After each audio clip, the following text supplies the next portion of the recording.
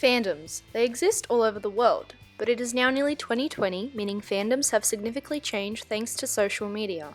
In the words of academics, a digital revolution has had a profound impact upon fandoms, giving rise to new forms of cultural production. This also introduces new terms, such as stans and stan culture. Saying so, I think of my own experience with fandoms and my love for Beyonce, as I identify part of the Beyhive, and I believe this group and the digital era have a negotiated sharing of productive power. So what exactly is a stan? The term has become synonymous with hardcore fans of a celebrity. So let's unpack the new age of fandoms by focusing on the Beyhive, and throughout this video I will also present first-hand quotes from my friends in the Beyhive community.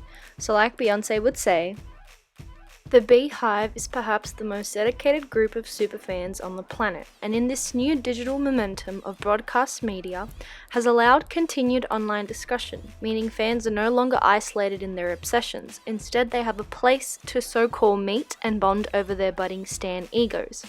And since the digital revolution, the most powerful of them all is the comment section. Rather than congregating in the relative privacy of forums, social media has changed the entire dynamic between stans and celebrities. Through parasocial interactions on Instagram, Beyonce's fans have seemingly formed an emotional bond with the artist, but the Beyhive is processing the mediated experience in the same manner as real experience. Fans worldwide either create fan accounts or communities on Instagram, Reddit, Facebook, Twitter, constantly consuming Beyonce's life through social media. This goes beyond, with members being involved in hashtags, meme culture, events, as well as spending countless hours digesting, reaching, and participating in any information and rumors associated with Beyonce. And since Beyonce's power is both economic and political, this also means fans support her beliefs and morals as she constantly shares her musical journey through political advocacy and social activism. And organically, this also means joining the bandwagon of consumer purchases. It's as simple as this. In order to find connections to musicians, consumers have looked online that provide an aspect of music that is not present in the physical copy, the self of the artist. In so, the prevalence of social media and Instagram has created a new space where fans can engage on an emotional level with what they perceive to be a more authentic version of the star, thus describing the relationship the Beyhive share with Beyonce. It is important to note that the Beyhive have a controversial nature. As described by many, the Beyhive will defend and justify any and of all Beyonce's actions, or even attack other celebrities who criticize her. But the Beyhive is simply more loyal than it is harmful.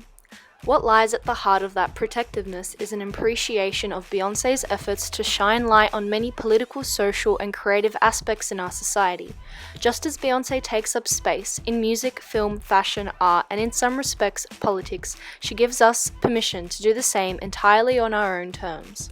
In so many ways, Beyonce defines traditional expectations of a pop star.